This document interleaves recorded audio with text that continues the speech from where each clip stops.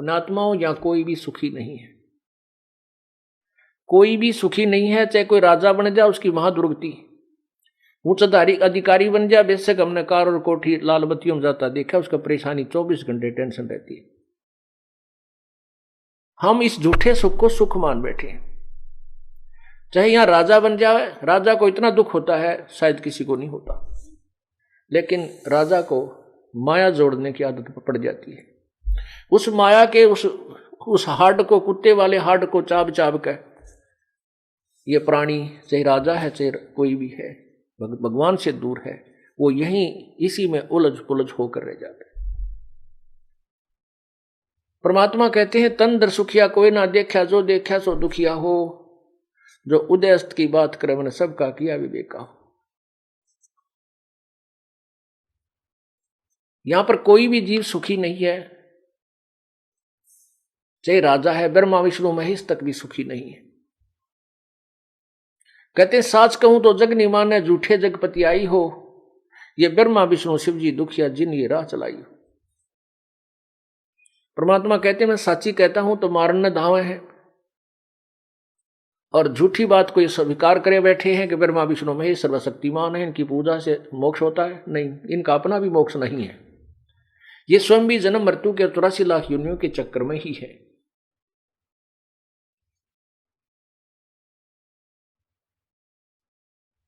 कहने का भाव यह है कि परमात्मा फिर उस प्यारी आत्मा को सतलोक, अपने यहाँ के मिनी सतलोक में ले जाते हैं।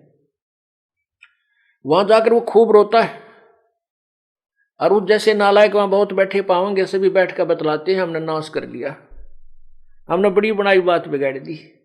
अब पता नहीं कौन से कलयुग में परमात्मा कब दया होगी या ना होगी, क्यों कलयुग के अंदर ये काल इतना सतर्क हो जाता है, नाना प्रकार के पंथ बना देता है, भिन्न भिन्न प्रकार के मजहब बनवा देता है, क्योंकि कोई एक दूसरे की बात को सुनकर प्रसन्न नहीं, और आपस में लड़ाई झगड़े मार काट है, और उसी अपनी अपनी अपनी सोच पर सभी आधारित रहते हैं। फिर भी परमात्मा बहुत को दया करते हैं, अपनी समर्थता के कारण, अपने तत्व ज्ञान के तोब के गोले के आधार पर इस अज्ञान रूपी किले को ढा देते हैं, एक बार प्रत्येक कलयुग में अवश्य खत्म कर देते हैं। और उस दाव में, उस अवसर में जो कोई मनुष्य जीवन प्राप्त है और वो पूर्ण शरण की संत की शरण में आके सच्ची भाव से अपना जीवन कल्याण करवा लेता, वो पार हो जाता है। अब ये बैन उठ चुका है। अब जो भी सच्चे दिल से परमात्मा की भक्ति जैसी भी बनती है करते रहिए, पर मर्यादा से दूर ना होना, अब आप यहां से पार हो जाओगे। आप विचार देख कीजिए, यहां एक सेकंड का, एक पल का जीव को पता नहीं तेरे साथ कल क्या हो जाएगा। एक बार हरियाणा के 2 मंत्री शपथ लेते ही कुछ ही दिनों के बाद हेलीकॉप्टर से एक्सीडेंट, दुर्घटना होकर के तुरंत मृत्यु को प्राप्त हो गए। उनकी आशाएं कितनी थी पुण्यात्माओं। नानक साहब जी कहते हैं ना जाने काल की कर डारे, किस विधि डल जा पासावे, और जिनाते सरते मौत खुड़क दिनानु केड़ा हंसावे। फिर नानक साहब से किसी ने पूछा, परमात्मा हे प्रभु, क्या आप कभी भी प्रसन्न नहीं होते? आप बहुत मायूस रहते हैं। उन्होंने कहा कि साध मिले साड़ी शादी होंदी, विछड़ जा दिलगिरी वे, अख दे नानक सुनो जहाना मुश्किल हाल फकीरी वे।